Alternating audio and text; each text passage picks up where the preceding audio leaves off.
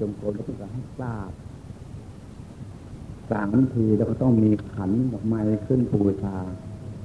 เดินกลับมาข้างทางสุดข้างทางนี้ก็ต้องกราบอีกแล้วก็มีขันดอกไม้ขึ้นบูชาทำอย่างนี้อยู่เป็นเวลา2 พรรษารวมเป็นปี 6 เดือนเหลือจากนั้นผมก็สึกออกมาผมยังเป็นห่วงในการปฏิบัติธรรมจากนั้นมาก็มีอาจารย์อีกคนหนึ่งมาจากทางมาจากทางเสียงใหม่ท่านบอกว่าเฮ็ดอย่างนั้นมันผิดท่านเลยมาสอนวิธีอรหังให้ผมก็เลยรับทำตามกับท่านวิธีอรหังสัมมาอรหังเนี่ยทำมาในระหว่างนั้นผมอายุในเกณฑ์18 ปีพอดีอายุ20 ปีผมก็กลับเข้าไปบวชอีกเมื่อบวชแล้วผมก็เข้าอยู่ในศีลเลยว่าเจ้าของเคยทำกรรมฐานมาวิธีพุทเข้าโทออกว่าเจ้าของเคยตำนานทำกับครูบาอาจารย์มาทำเป็นสันเข้าเอกาคือสันเข้าเท่าเดียวให้ว่าไป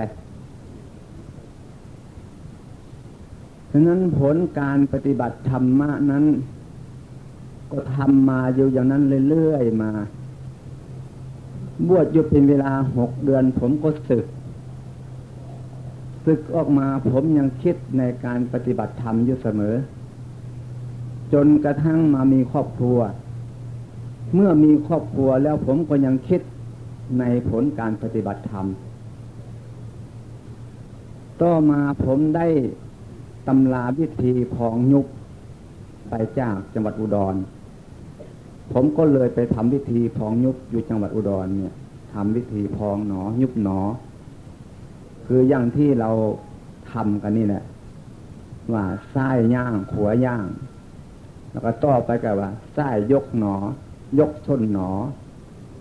ไปหนอลงหนอถูกหนอกดหนออย่างนี้แหละทำกันอย่างนี้เป็นเวลาอยู่8 ปีทำอย่างนี้ก็ดีอยู่อย่างเดียวกันแต่ผมยังไม่มีรสคือยังไม่มีปัญญาว่าอย่างนี้ต่อมาผมได้ยินวิธีท่านอาจารย์ปานว่าวิธีติ่งนิ่งผมได้ยินอย่างนี้ผมก็เลยไปฟังเทศกับท่านอาจารย์มหาศรีจันทร์นี่แหละฟังตั้งแต่6 โมงแรง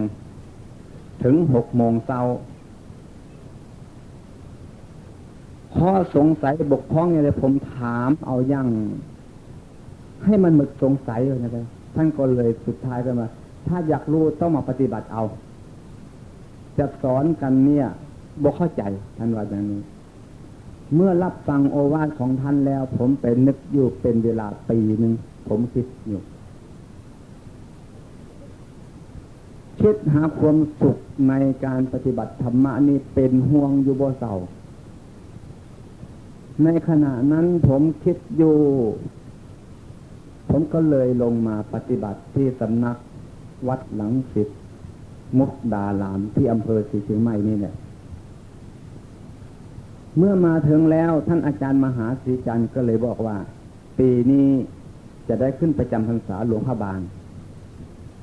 จะได้ให้หลวงพ่อวันทองมาเป็นอาจารย์ประจำอยู่ที่ตรงนี้ผมก็เลยได้รับคำแนะนำจากหลวงพ่อวันทองมาปฏิบัติธรรมะ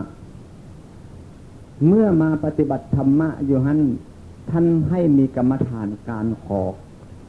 อเข้าขอออกอย่างนี้ผมก็เลยทำกับท่านว่าขอกรรมฐานเมื่อขอกรรมฐานแล้วท่านก็เลยบอกว่าให้ไปภาวนาตายอย่างนี้แหละเมื่อผมมานึกอยู่ในห้องกรรมฐานของผมแล้วผมก็ภาวนาตายนี่เราเฮ็ดมาหลายปีแล้วมันยังบ่เป็นนี่อย่างเท่านั้นผมคิดอย่างนี้ผมก็เลยมาทำจังหวะอย่างที่ท่าน หลวงพ่อบรรทองสอนให้ตีงนิ่งตีงนิ่งตีงนิ่งอย่างนี้ท่านสอนให้ยกเป็นจังหวะเมื่อมันหยุดท่านก็ให้วันนี้เมื่อมันตีงท่านก็บอกว่าให้มันตีงอย่างนี้ท่านทำอยู่ในขณะนั้นประมาณจากชั่วโมงนึงผมนั่นเลยคืออยากที่เว้าให้เนี่ยว่าตีงนิ่งก็ได้มันเป็นการบริกรรมคันถ้าหากเราเว้าอย่างที่อยู่กับเป็นการบริกรรมมันก็จะไปติดอยู่คือกันกับเราเว้าพุทโธพุทโธอย่างที่คือเก่านั่นว่าผมคิดอย่างที่ทำวันนั้นเลยบ่ได้ผลนอนตื่นเช้ามาเมื่อหน้ากูที่เอามาคักๆเราจำพกตื่นมาก็ทำกันโลดอีกเมื่อทำก็ทำอีกขึ้นทำเดือนพอดูในเกณฑ์ตี 5นี่แหละผมลุกเดินจนผมดูก็ปรากฏ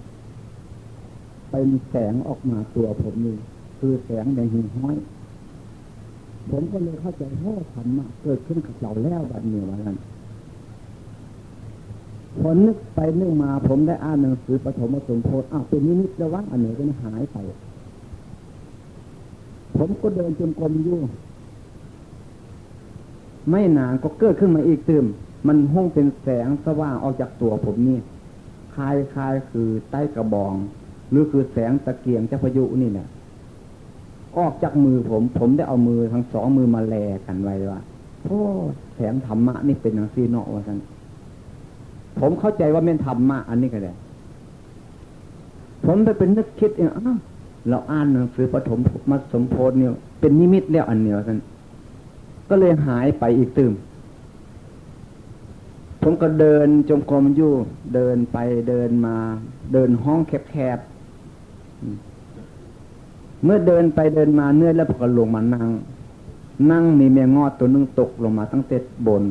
ตกใส่ขาผมเนี่ยผมก็เลยพิจารณานั่งเบิ่งแมงงอดตกแต่มันก็บ่ตอดผมมันก็เลยอยู่กับขาผมมันรูปนี่มันบ่เฮ็ดหยังให้กันเด้ผมเลยเข้าใจอย่างสีโรดขาแล้วก็เป็นรูปแมงงอดก็เป็นรูปขาแล้วก็เป็นรูปนามแมงงอดก็เป็นรูปนามมันเป็นรูปนามคือกันหมดทั้งสองอย่างนี่เด้ส่วนมันทำลายกันนี่มันหายมันตอดนี่มันไม่มีหยัง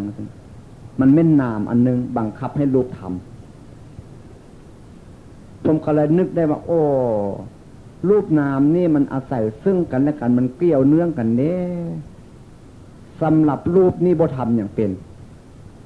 นามนี่บังคับให้รูปทำรูปกับนามนี่จึงติดกันอยู่บ่เสาจากเถื่อผมก็เลยเข้าใจเรื่องรูปนามชัดว่าเตียงก็เป็นรูปเป็นนามว่าท่านต้องเข้าใจอย่างนี้แล้วผมก็เลยเอาไม้มัดให้แมงงอดไต่ออกจากขาผมก็เอาแมงงอดออกไปวางไว้พอได้แมงงอดนั้นออกไปวางไว้ทางนอกคุณแล้วผมก็เลยมาทำอีกตื่นมันก็เลยปรากฏขึ้นมาว่ารูปนามนี่เป็นทุกข์เด้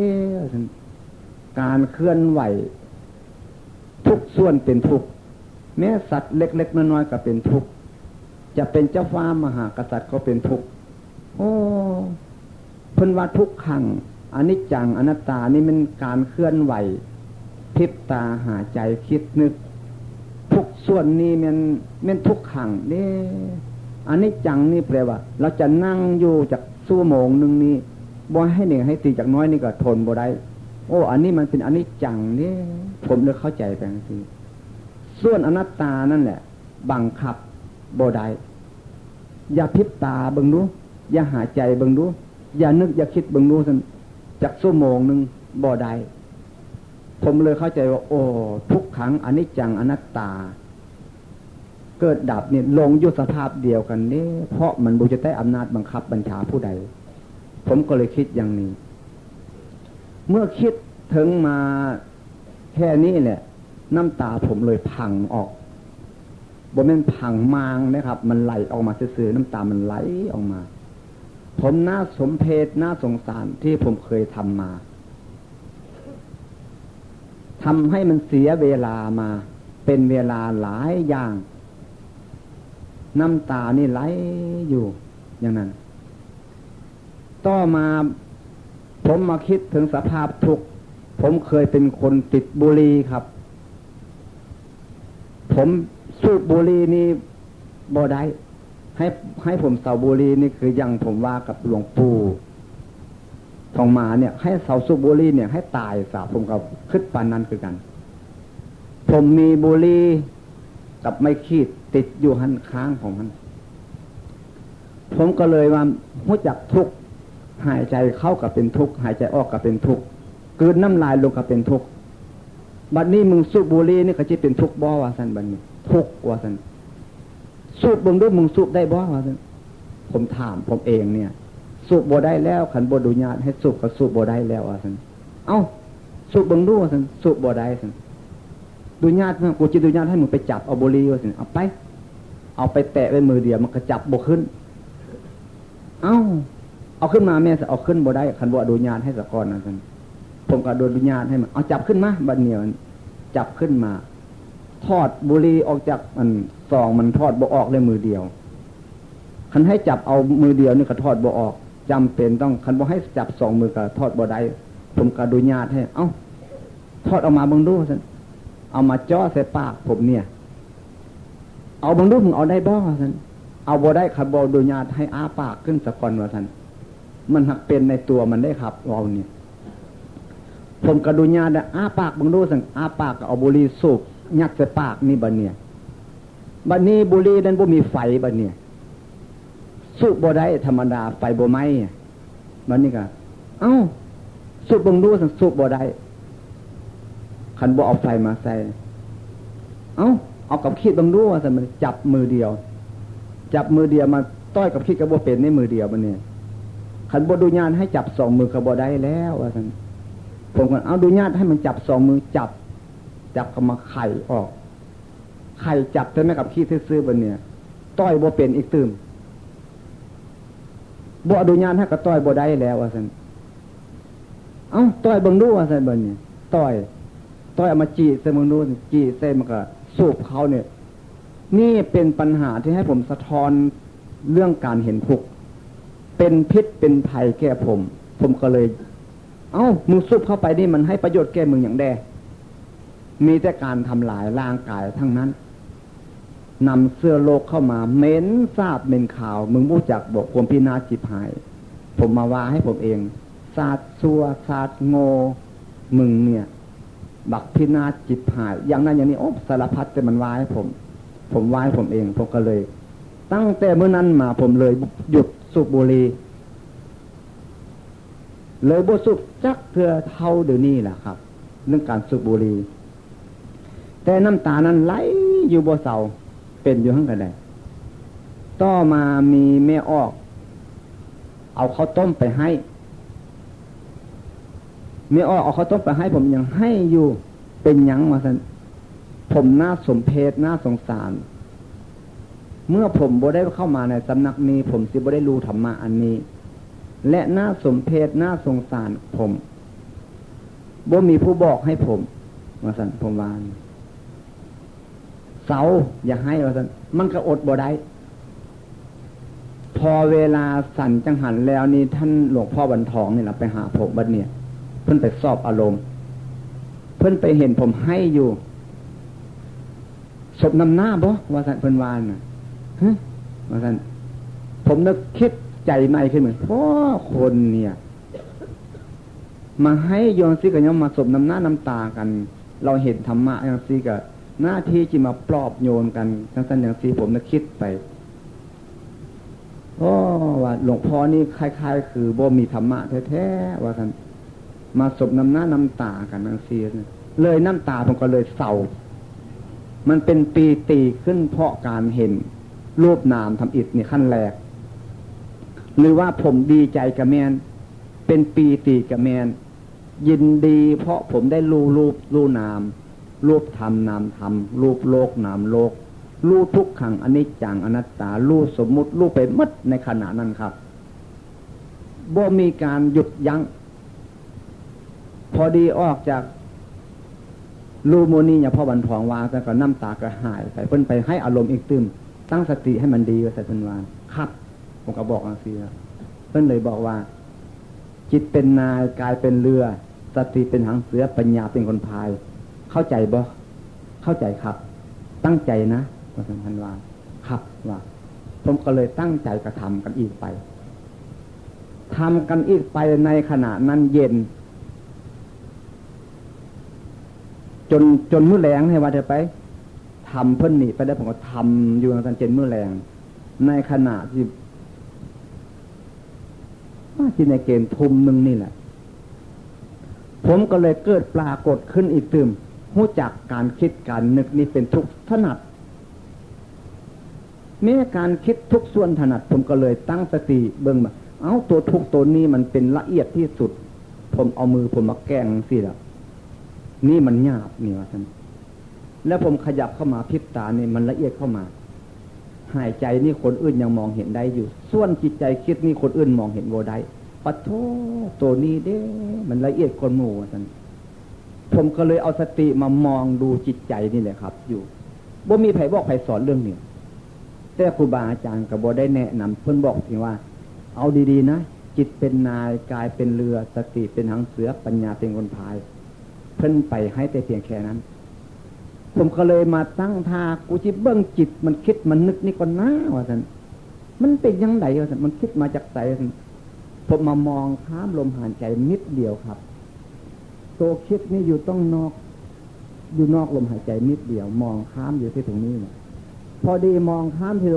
รงนี้ผมก็เลยปรากฏเข้ารู้จักปรมัตถ์เมื่อรู้จักปรมัตถ์นี่จิตใจผมน้ำหนักตัวผมนี่นะ12กิโลว่าซั่นคล้ายๆคือมันเบาขึ้นมาอีซึมในเราอย่างน้อยที่สุดว่าซั่นผมเอาที่เมื่อกี้นี่6กิโลเหลืออยู่6กิโลว่าซั่นบัดนี้ส่วนความบ่ดีให้บ่ได้ไปนี่ผมรู้จักปรมัตถ์แล้วผมเดินจงกรมไปอยู่เดินทางมันบ่ยาวครับเดินไปเดินมาอยู่ประมาณอีกจาก5นาทีเป็นอีซึมทำให้จิตใจผมเปลี่ยนแปลงไปจากสภาพเดิมอีซึมส่วน6กิโลนั่นแหละออกไปอีซึมเหลืออยู่ประมาณจาก4กิโลปาโธจิตใจที่มันเปลี่ยนเป็นระดับเป็นอย่างที่เด้ผมได้ไปหวนคิดนะฮะอันเพิ่นว่าปฐมฌานทุติยฌานนี่มันเป็นอย่างที่บ่เนาะท่านผมคิดอย่างที่แล้วผมก็เลยเดินไปเดินมาอยู่ปรากฏขึ้นมาอีกซึมระดับจิตใจนี่เปลี่ยนขึ้นมาอีกเป็นครั้งที่3นี่ครับมีอารมณ์เป็นตอนไปน้ำหนัก4กิโลนั่นน่ะที่เหลืออยู่ประมาณในจาก2กิโลตกไปอีกขึ้นจาก2กิโลครับครั้งนี้โอ้เป็นอย่างที่มันบ่เกิดมาแล้วบ่เคยเป็นสิจักเถื่อแม่นทางปฏิบัติแท้ๆบัดนี้ว่ามาหยุดอยู่นี่พักนึงอีกจุดนึงคิดหาพ่อหาแม่คิดหาอ้ายหาน้องคิดหาในตระกูลคิดหมดโลกบัดนี้โอ้คนนี้ต้องการธรรมะหมดทุกคนหากบ่เข้าใจเด้มันพรรณนาออกไปนอกไปสะก่อนบัดนี้พรรณนาออกไปมันคิดไปส่วนนอกนี่มันบ่แม่นหรอว่าผมเข้าใจว่าวิปลาสมันออกไปนอกคุณว่าซั่นผมว่าอันส่วนเมื่อรู้รูปนามเมื่อละพรรณนาอยู่หันมาคิดนั่นคิดนี่เป็นวิปัสสนูอันนี้ว่าผมเลยเข้าใจอย่างนี้ต่อไปผมก็เบิ่งจิตคิดนึกตัวนี้ต่อไปอีกซึมเบิ่งไปตามภาษาบ่มีครูบาอาจารย์ที่แนะนำแต่มีอยู่เพิ่นแนะนำอยู่แต่เพิ่นหาบ่ไปหาเพราะมันเป็นเวลาที่มันใกล้กันให้ว่าจะไปผมก็เดินจมกรมอยู่เดินไปเดินมาเลยแล้วกันครับตอนนั้นมันนอนตื่นมาก็ประมาณตี 4นี่อย่างกันว่ายังสวยหรือที่เป็นตี 3เนี่ยผมตื่นขึ้นมามาทำอีกตื้มทำอยู่ประมาณจากชั่วโมงนึงครับบัดนี้ครับปรากฏขึ้นมาอีกตื้มเสียแล้วบัดนี้ปรากฏผมว่า โอ้ลักษณะนี้เป็นอย่างนั้นลักษณะนี้เป็นอย่างนั้นไล่ขึ้นมาตั้งแต่เมื่อผมรู้จักรูปนามไล่ขึ้นมาจิตใจมันเปลี่ยนขึ้นมาบัดนี้เบิ่งอยู่บัดนี้ผมเลยรู้จักว่าเรื่องวิมุตตินี่แหละครับวิมุตติว่าซั่นคือความหลุดพ้นวิมุตติเป็นเหตุเจโตวิมุตติเป็นผลเจโตวิมุตตินี่คือผลที่ได้รับเด้ว่าซั่นผมคิดอย่างนี้ขึ้นมาคิดอย่างที่อารมณ์ที่เกิดผ่านมานั้นก็จำมาจนเท่าทุกวันนี้อารมณ์ผมจำได้บ่หลงจักข้อเท่าทุกวันเดี๋ยวนี้ที่ผมนำมาเล่าสู่หมู่ฟังนี่วันนี้เบื้องไปรู้จักว่าอกุศลทางกายทำบาปด้วยกายนี่ว่าอกุศลตายไปแล้วเป็นหยังวันนี้อกุศลทางวาจาว่าตั้งแต่ปากซื่อร่างกายบ่ทำตายไปแล้วบาปเป็นหยังว่าซั่นอกุศลด้วยใจคิดอิจฉาเบียดเบียนผู้อื่นซื่อๆแต่บ่ด่ากายก็บ่ทำตายไปแล้วเป็นหยังว่าซั่นผมถามตัวเองผมได้เนี่ยมันคิดผู้เดียวมันถามผู้เดียวมันบัดนี้ทั้ง3อย่างนี่แหละบัดนี้อกุศลทางกาย1กายกระทำปากก็เว้าอีกตื่มเทื่อนึงใจก็ยังคิดอิจฉาริษยาเขาอยู่เทื่อนึง3อันนี้มารวมเข้ากันเนี่ยมันตายไปแล้วมันสิเป็นหยังว่าซั่นรวมเป็น4ข้อด้วยกันมาบวกกันให้มันบัดนี้กุศลด้วยกายซั่นเอาแต่กายทำบุญซื่อๆส่วนวาจานั้นบ่ปากบ่เว้าทำตั้งแต่กายจะเกิดเป็นหยังบุญอันเดียวกันบัดนี้กุศลทางวาจาเว้าตั้งแต่ส่วนหมู่ทำบุญทำทานเนี่ยตายไปแล้วไปเกิดเป็นหยังว่าซั่นบัดนี้กุศลทางใจมีแต่ใจคิดซื่อส่วนร่างกายนี้บ่ทำปากก็บ่เว้าตายไปแล้วจะเกิดเป็นหยังว่าซั่นคิดจังซี่บัดนี้กุศลด้วยกายกระทำบุญเนี่ยทำดีเนี่ยวาจากระทำว่าซั่นใจกระทำดีทั้ง3อย่างนี้มาบวกเข้ากันแล้วตายแล้วสิไปเกิดเป็นหยังว่าซั่นพอดีเบื้องมาเท่านี้แหละครับคล้ายๆคือตีฟ้าอยู่นะขาดปั๊บรถจิตใจผมเดินขึ้นรถครับจิตใจผมนี่ขาดออกจากกันแต่บ่แม่นขาดกระแมนไผบ่เห็นเนาะเรื่องจิตใจขาดไผว่าจะขาดปั๊บนึงเดินขึ้นรถครับผมเดินจงกรมอยู่นี่เดินไปเดินมาผมนึกคิดว่าความสุขในหลักพุทธศาสนานี้พระพุทธเจ้าสอนมา 84,000 พระธรรมขันธ์นี่รวมลงมาสู่จุดเดียวนี่เด้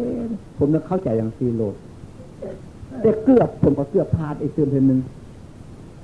ทิ้งอารมณ์ครับเลยมาทิ้งอารมณ์ผมที่ผมเห็นเรามานะเนื้ออกุศลด้วยกายด้วยวาจาด้วยใจพยุงไปสบายโพดเกินไปสบายอยู่ประมาณจากชั่วโมงนึงครับ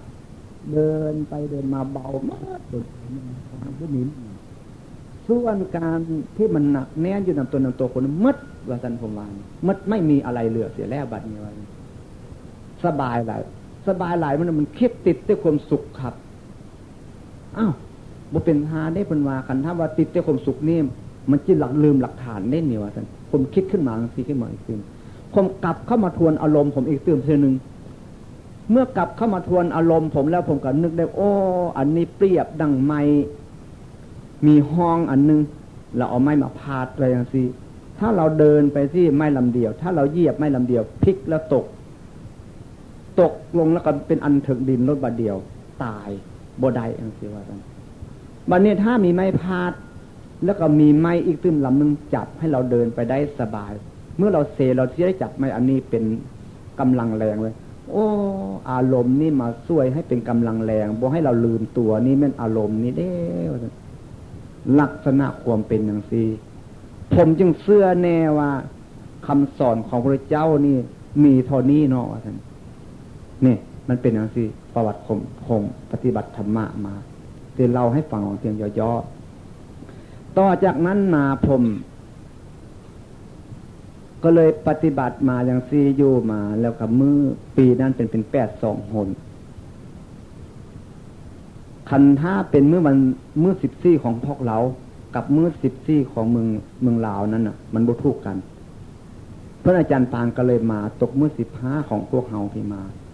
มาเพิ่นก็เลยมาถามผมเอาผมไปถามเพิ่นสอบนักปฏิบัตินำกันนี่เพิ่นสอบทีละคนละคนครับบ่คือพวกเราให้ไปหาทีละคนบ่ได้ไปพร้อมกันมีนักปฏิบัติพระจำนวน23องค์